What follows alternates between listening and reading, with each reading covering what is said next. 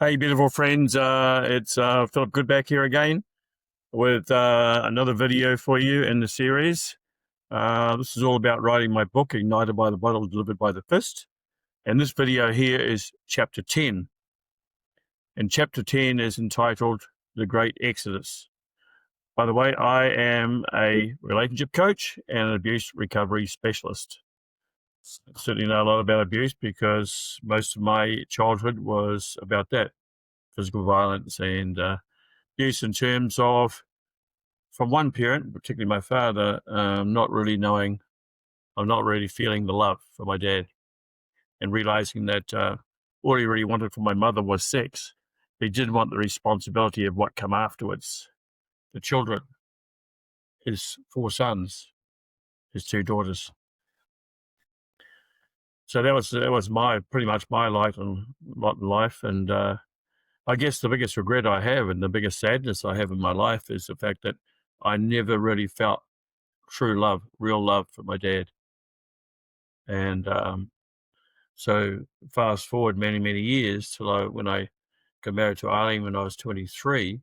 Um, that was the biggest thing I had. I wanted to, express my love and feel my love between my wife and I, Eileen and myself, and of course any children we had. That was a big thing for me to really have my children feel like that they were loved by their mum and dad. That was so, so close to my heart because I never felt that. Did for my grandfather, my dad's father, but not for my dad. That was the biggest regret. And the very last chapter of this book will be about even from beyond the grave. My dad showed how much he hated me. And that was true, I guess, my whole life pretty much. But we'd always be at odds. We'd always be at the opposite end of the spectrum. We'd be in each other's face and that, so. And me, my father coming at me and then me rebelling and so on, so it was an ongoing thing throughout my 18 years at home, and it stayed with me for the rest of my life, really. It was tempered a bit when I married Eileen and we had to start our own family and that, and I started learning about what love really was. Okay, so this video is called The Great Exodus. The last video was a short recap was the day that I almost killed my father, but I didn't. Got off and walked away, and broke the cycle of violence that had plagued my family for generations, and learnt self-control in an emotionally charged moment, which was a really big deal. I didn't realize how big until later on in my life. But anyway, so I left home at 18 when I was leaving home to go farming, dairy farming, because I'd worked on dairy farm during school holidays since I was about 12 years of age. Stayed on the farms, milk cows. So I had lodging, had accommodation or board and food, a meal, and a small wage from when I was 12 through school holidays, right through until I was 18 when I finally left home. So from the age of 12, I cannot really remember a Christmas at home, right? So normally I was away having Christmas with another family. And so I can't really, from the age of 12 or even before that, I can't really remember a Christmas, a proper family Christmas, where there was happiness and love with my own family. Even as a young kid, I just can't remember it. The only time I can remember a Christmas is when my brothers and I, when we were little. I mean, from the age of 5, 6, 7, 8, 9, 10, maybe. We had Christmas with my mother's parents, my grandparents. And that was my mum and dad, my mother and father, and us 4 boys getting together with my mother's sister, Auntie Judy, and her 4 girls, and my mother's other sister, Auntie Jean, and her husband, John, and then they had two children themselves. So that was they're the Christmases I can remember, like getting together with the cousins and the aunties and uncles at my grandparents' place. And that was a happy time. and my grandpa, my mum's dad, played Santa Claus as well and dished out presents and stuff like that. And my father hated the idea of going there because, my mother's parents were religious and stuff, so my father considered them to be Bible bashing bastards, and but he put up with them for I guess for us kids, for our sake and my mother's. So that was the happy time. But from then on, from the age of 12 onwards, I can't remember a Christmas at home. So anyway, so got through, when I was 18, and got through that particular Christmas and holiday break, and I was toying with the idea of what I was going to do, and of course I couldn't stay at home because even at 18, when I was away farming, I was away dairy farming, and also the dairy farmers I worked for were hay contractors as well, so they had a big contracting business. So my brother and I, Brian and I, brother's a year younger than me, would go down, stay there, and go through the hay contracting season, lifting up bales, stacking them in barns and things like that, to make money in order to maintain our independence, Because like in previous videos I mentioned, my father lined myself and my brothers up when I was 16, and my brother's down from there. And he said to us when I was 16, I just want to let you know, guys, there's no free lunch here. So if you want any money, you got to go out and get a job, work for it, and make your own money. And if you buy a car, make sure you can pay for the warrant fitness, the servicing of the car, the fuel, the oil, the tires, and all the rest of it, because there's no money here. So that was the perfect understanding I had when I was 16 years of age. And, so my brothers and I, we put our finances together, and bought a small car together. So that was that. But I realized that even though when I was down at farming at 18, my parents rang me up and got the results of my academic year, my last year at high school, year 13. And I discovered that my father opened the envelope that had my bursary results. And then he said to me, "You only got a B bursary, not an A bursary." So it's like the way he said it was almost like a put down, you expected to get an A, but you didn't. You sort of almost like failed getting an A. You got a B. But my B bursary would have paid for my university fees, or my tuition and stuff. The only thing I would have needed to pay for is my accommodation, and of course I couldn't live with my parents. It was a diabolical situation there to live there, and I would have literally ended up really killing my father had I stayed there any longer. So with that out of the equation, I couldn't afford to board at university. My father or mother couldn't afford to pay rent or anything like that at university. So it was like, okay, so what can I do in terms of a job? So obviously I'd been dairy farming, so that was the obvious thing, wasn't it? And I remember at one point at 18 having a discussion with my father. I don't know why the hell I had a discussion with him, because I can't even remember having a civil conversation with him my whole life. But talking about farming, and I loved horses as well. We had horses as kids, so we're talking about, what do I do? I go dairy farming or go with the horses, So it's either love or like, which do you go? So I went. The old man said, "Oh, there's no money in horses." In terms of race horses, thoroughbreds, working for a racehorse trainer, that's what I would have done, and become a racehorse trainer myself in time. But I went down the other route and became a dairy farmer and stuff. Went dairy farming, and 6 years down the track, I realised that I liked dairy farming, but there was a difference between love and like. So I loved the horses, and wisdom in hindsight, I wish I'd gone down the horses route and gone that way, but I didn't. I continued on dairy farming. But anyway, so the decision was made. I was going to go dairy farming. I got a job, and that's what I did. And my brothers, two younger brothers, Brian and Milton, when they realised that I was going farming, leaving the nest, leaving the home, getting out of home, getting out of Dodge, literally, they thought, hell, we don't want to be here and be the next target for the old man. So in terms of fights and stuff like that, so all in one fell swoop, I left home, my brother Brian left home, and my brother Milton left home. 3 out of 6 kids were all left at once, right? So, and we all, at that point in time, we all went farming, because going farming meant that we had roof over our head, we had board and lodgings, and we had a small salary as well. So that's what all 3 of us did. So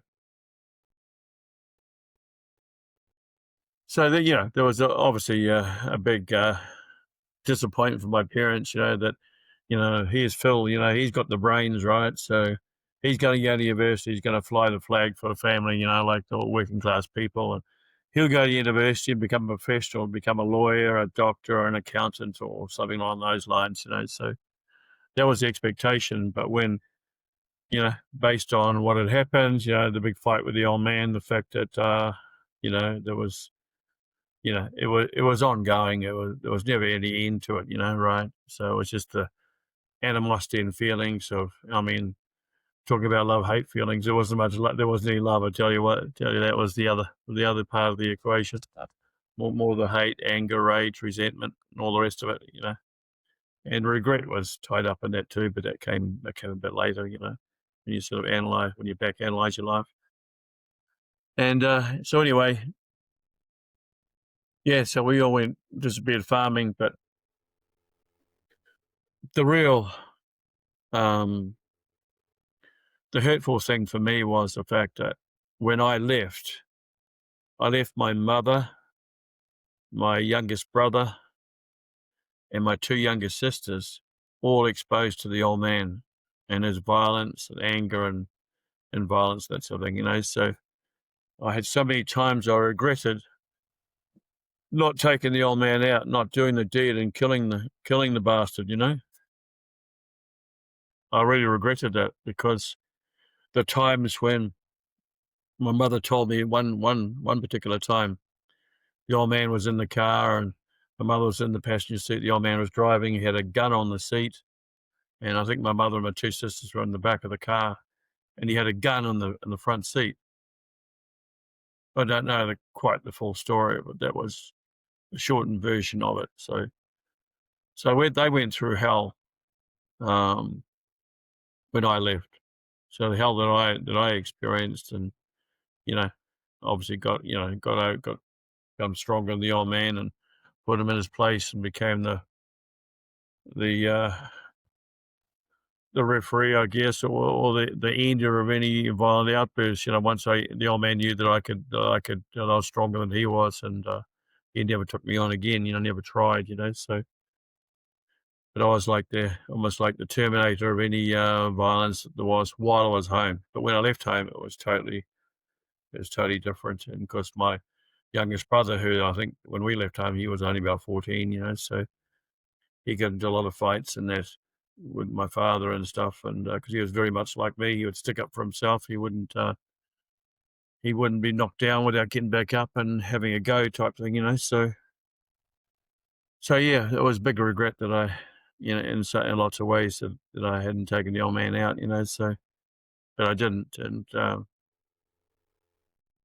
because I had those words that come into my head, and so it broke the cycle of violence here, and I learned self-control in an emotionally charged moment, but it didn't help my mother, my younger brother, and my 2 younger sisters when I left home, and my 2 brothers close to me left home at the same time.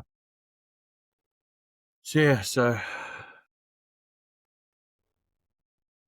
but I went out farming and stuff, and it was, when you go out and met meet a lot of different people, and I realized that, I didn't have the emotional. I was tough on the outside, I had a tough outer shell, but emotionally, I was destroyed on the inside.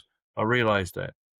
In fact, when I was in my late teenage years, I sort of had an emotional breakdown, if you like.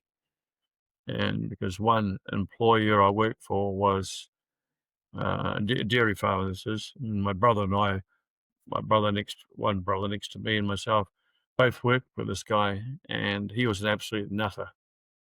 And he'd been in the war, the Second World War, and he used to pretend that when you spoke to him that he couldn't hear you, and because he was always made the excuse that he suffered from a shell shock, and all his 3 kids were sent away to boarding school because they couldn't stand being home with their old man. And that's the guy that my brother and I ended up working for, and basically did the milkings and that.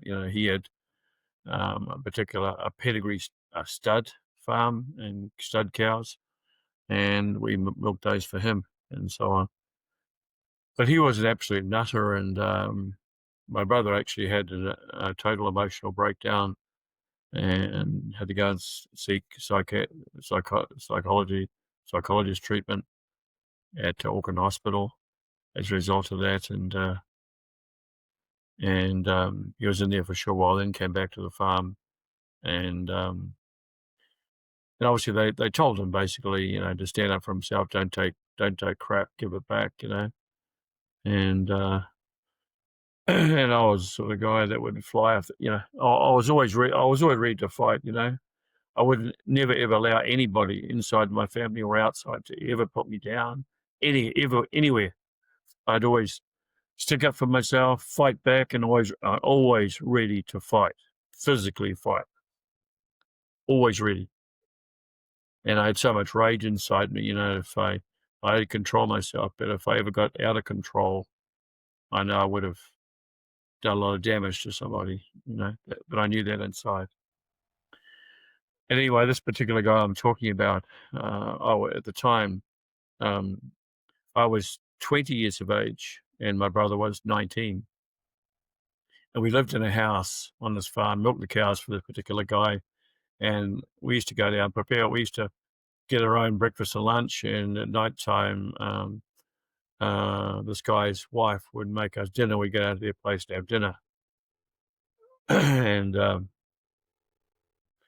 but it was a lot of emotional pressure, and I got to the point I had emotional breakdown to the point where I was sitting at a table and I'd be massively sweating, just with just emotional pressure, and pretty much had an emotional breakdown there.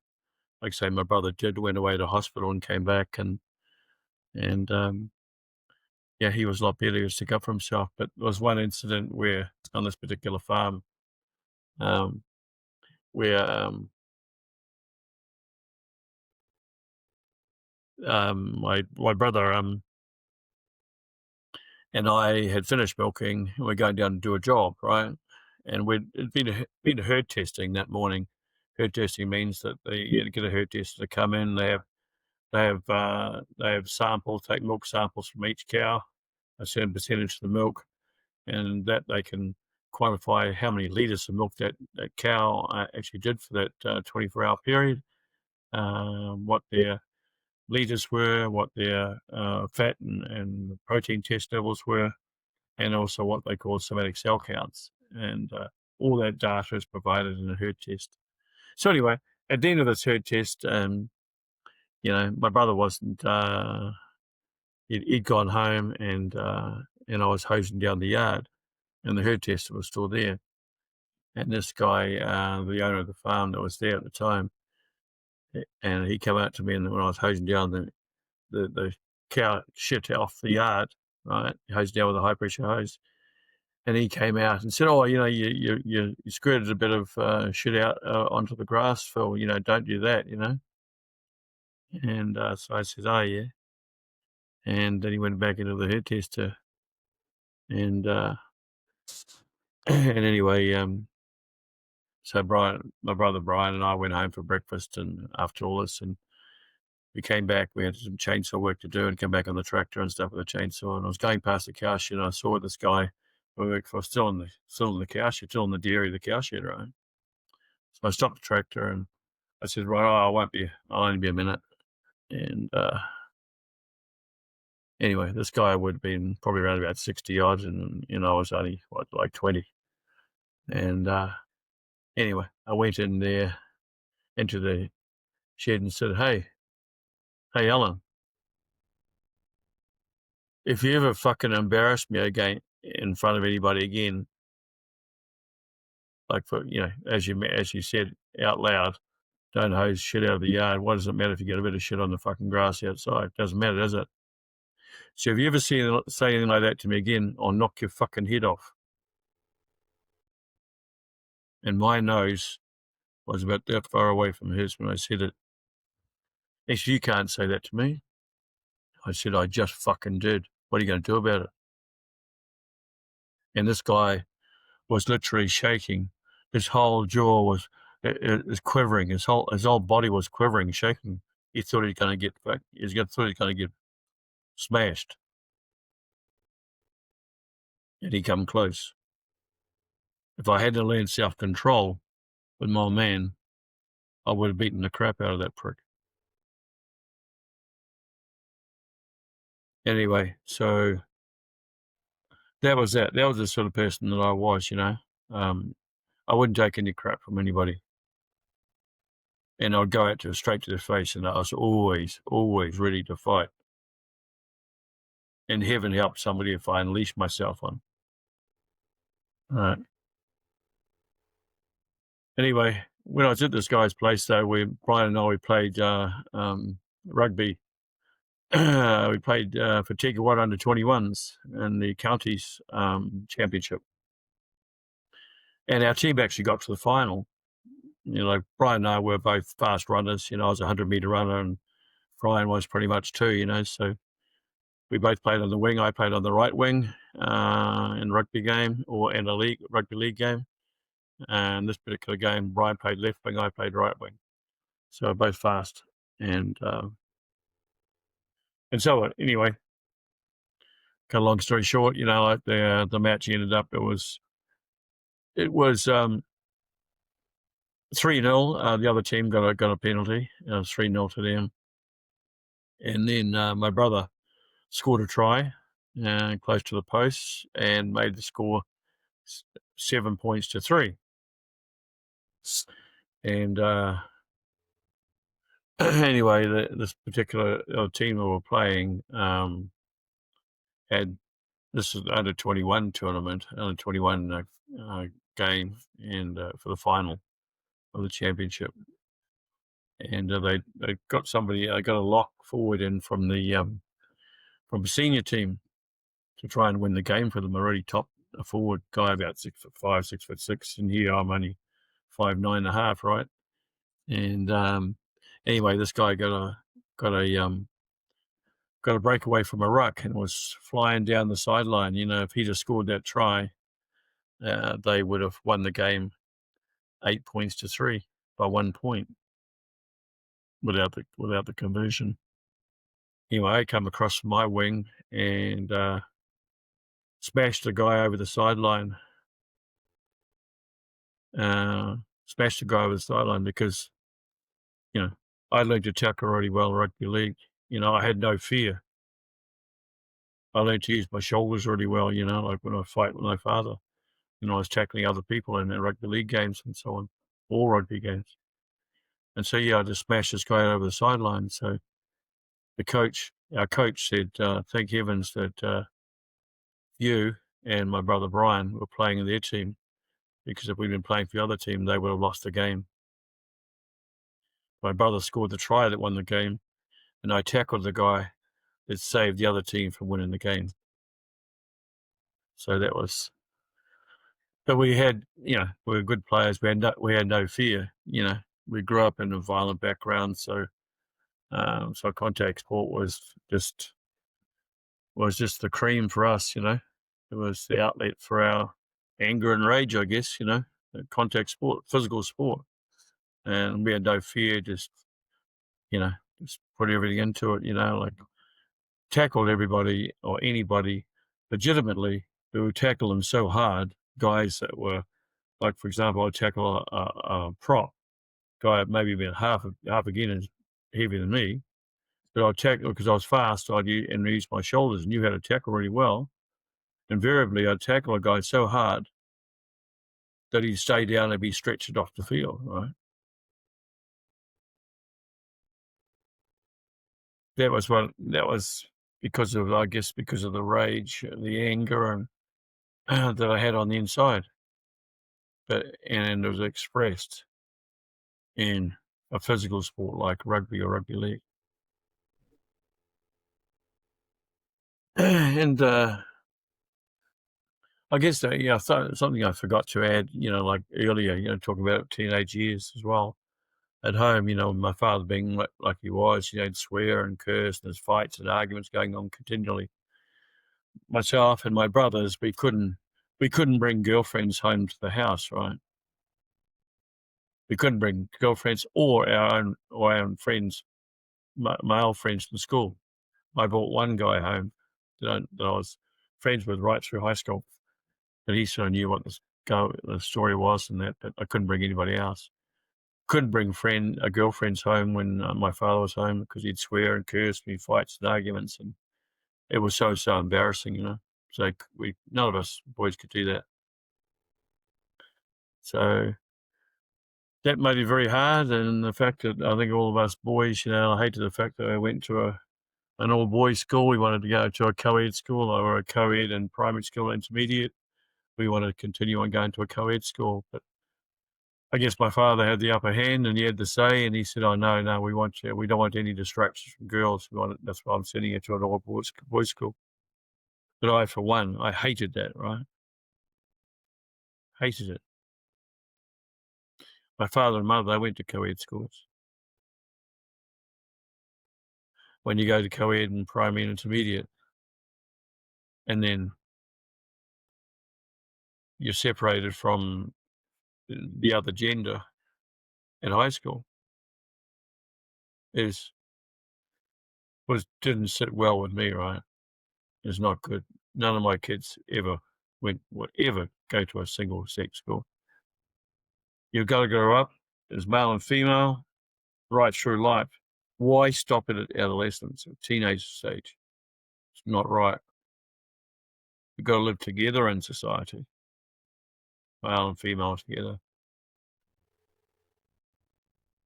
So anyway, I'll leave you guys with that. It's a bit of info. This will be obviously turned into a chapter, or maybe amalgamated with one or two other chapters to make it a decent length chapter. Anyway, bit of more insight into Phil Good's world, I guess, as a kid and teenager and so on, leading up to better things will come in future chapters. Okay, love you guys. Bye for now.